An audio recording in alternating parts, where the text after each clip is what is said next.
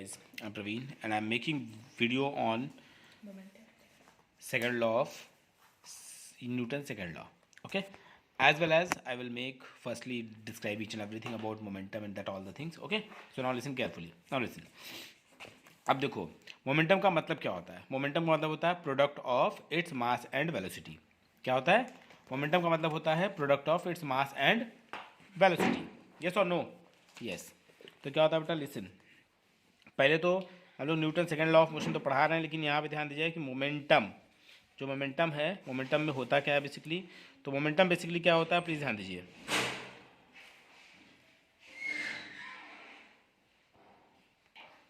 Okay, तो momentum का मतलब क्या होता है? मोमेंटम का मतलब होता है प्रोडक्ट ऑफ, ध्यान दीजिएगा, बहुत इजी तरीके से बता रहा हूँ, product of mass and velocity. Product of mass and velocity means. और मोमेंटम को हम लोग दिखाते किससे है बेटा? स्मॉल पी से. ठीक, स्मॉल पी से. तो बोलते हैं क्या? मोमेंटम इज इक्वल टू, हम बोल सकते हैं मोमेंटम इज इक्वल टू क्या? Momentum is equal to mass into velocity. नहीं समझा है? Mass into velocity. मोमेंटम को लोग दिखाते किससे हैं? स्मॉल पी से. एम को स्मॉल एम से, इनटू वी को वी से. ठीक है. तो अब एम मतलब मास. मास की ऐसा यूनिट क्या होती है? केजी. यहाँ पर लिख दिया ऐसा यूनिट. तो प्लीज़ ध्यान दीजिएगा ऐसा यूनिट किसकी किसकी होती है. ठीक है. तो अभी हम पी की ऐसा यूनिट नहीं बता रहे हैं. पी की ऐसा यूनिट अभी इससे मिल जाएगा केजी, और इनटू वेलोसिटी की होती है मास, मतलब मीटर पर सेकेंड. तो मोमेंटम की ऐसा यूनिट क्या बनेगी? मोमेंटम. मोमेंटम मोमेंटम ऐसा यूनिट क्या होगी? ऐसा यूनिट होगी, क्या होगी? केजी मीटर पर सेकेंड. नहीं समझाया? ऐसा यूनिट क्या होगी इसकी? यस. कोई कंफ्यूजन? यस. यहाँ तक समझ आ गया आपको? यस. इसको आप एक तरीके से और भी लिख सकते हो, या फिर केजी मीटर एस पावर -1. कोई कंफ्यूजन और नॉट? यस. तो अब आपके मन में क्वेश्चन आया कि मोमेंटम होती कौन सी क्वांटिटी है. तो मोमेंटम जो है, मोमेंटम बेसिकली कौन सी? मोमेंटम जो होती है वो वेक्टर क्वांटिटी होती है. क्या होती है? Vector quantity. वेक्टर क्वांटिटी क्यों होती है? क्योंकि यहाँ पे क्या है? वेलोसिटी है, इसीलिए. और वेलोसिटी भी क्या होती है? Vector quantity. नहीं इसमें है? यस. एग्जाम्पल में आप देख सकते हो कि karate player can break a pile of tiles और a slab of ice with a single blow of hand. ठीक है. ये सब चीज़ें होती है. ठीक. यस. कोई कन्फ्यूजन है यहाँ तक? यस. तो इसको हम क्या बोलते हैं? मोमेंटम. नहीं समझाया? यस. तो मोमेंटम के लिए आपको हमेशा याद रखना है कि मोमेंटम हमेशा क्या होता है?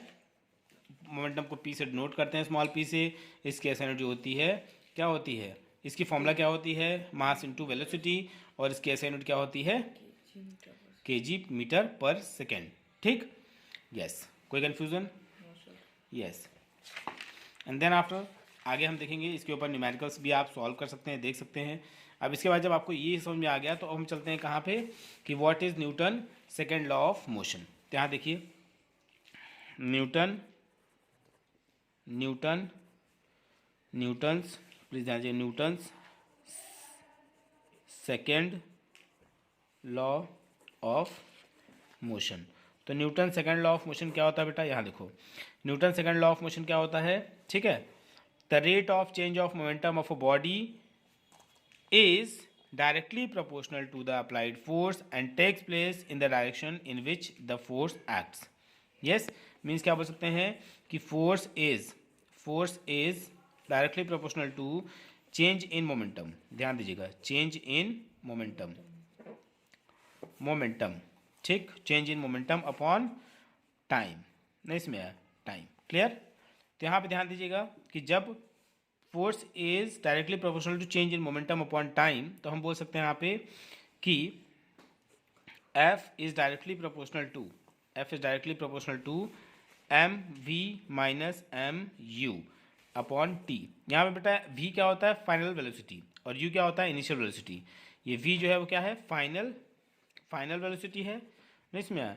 और U जो है वो क्या है? इनिशियल वेलोसिटी है. नहीं इसमें आया? Initial velocity. कोई कन्फ्यूजन है यहाँ पे? यस. कोई कन्फ्यूजन है यहाँ पे? यस. तो हम यहाँ पे क्या कर सकते हैं? एक चीज़ और लिख सकते हैं कि F is directly proportional to M. दोनों में है तो अब हम कॉमन कर सकते हैं, यहाँ लिखते हैं v minus U upon T. Yes और नो? यस। यहाँ तक क्लियर हो गया बेटा? तो यहाँ तक हो गया force is directly proportional to m bracket में v minus U upon T.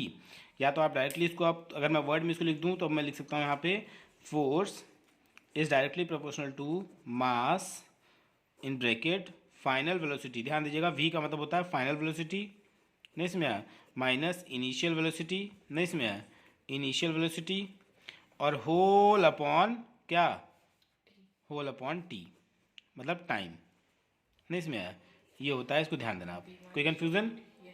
Yes. अब उसके बाद क्या होगा बेटा, क्या आपको पता होगा कि मास और ये जो final velocity minus initial velocity upon time है, ये बेसिकली किसके इक्वल होता है? ध्यान दीजिएगा, तो हम बोल सकते हैं F is directly proportional to m into ए।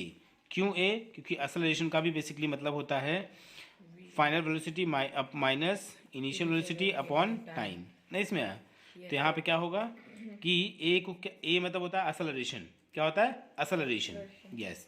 तो force directly proportional to mass into acceleration हो गया, ठीक। यहाँ पे अगर देखें तो हम लिख सकते हैं प्रोपोर्शनलिटी कांस्टेंट ठाने के लिए कुछ करना पड़ेगा, तो आप यहाँ लिखेंगे क्या, फोर्स इज इक्वल टू के एम ए। के क्या है यहाँ पे? प्रोपोर्शनलिटी कांस्टेंट है, ठीक है।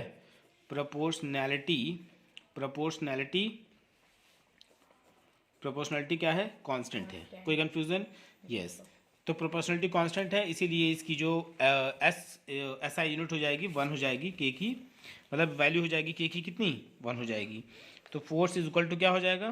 Force is equal to mass into acceleration. क्यों? क्योंकि के इज इक्वल टू यहाँ पे क्या हो गया? 1 हो जाएगा, ठीक। तो जब के की वैल्यू 1 हो जाएगी तो यहाँ पे हो जाएगा क्या? Force is equal to mass into acceleration, नहीं इसमें है? यस। तो Newton second law of motion gives us the relationship between force and acceleration, नहीं इसमें आया। जो Newton second law of motion है, न्यूटन्स की जो सेकेंड लॉ ऑफ मोशन है, Newton second law of motion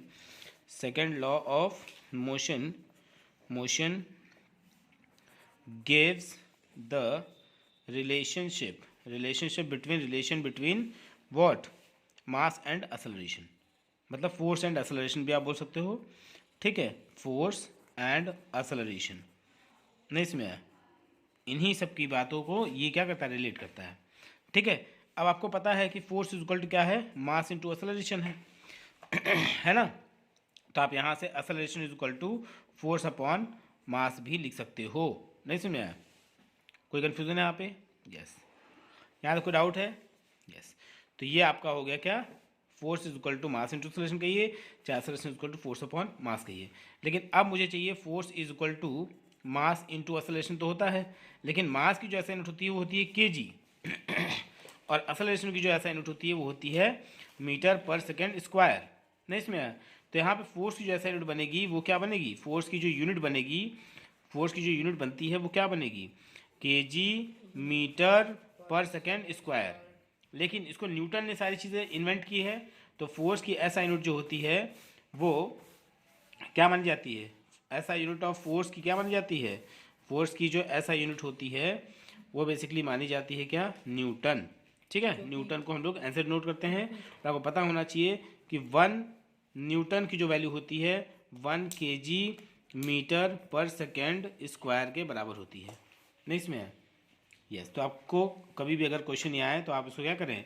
इस तरीके से समझें। कोई कन्फ्यूज़न? यस।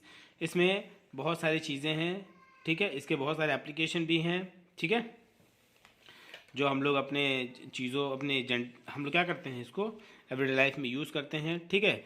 जैसे एप्लीकेशन इसकी क्या हो जाएगी? अ क्रिकेट प्लेयर, ध्यान दीजिएगा, एप्लीकेशन इसकी हो जाएगी कि जैसे Newton second law of motion की, कि in all these cases of the technique of are arrangement is used for the reducing the momentum of a fast moving what? Object, ठीक। जैसे the case of high jumper, ठीक, the use of seat belt in cars. तो ये सब चीज़ें क्या हैं? Second Newton second law of motion की क्या है? एप्लीकेशन है, ठीक है। तो ठीक, इतनी बात क्लियर हो गई Newton second law of motion. Yes, thank you, जय हिंद।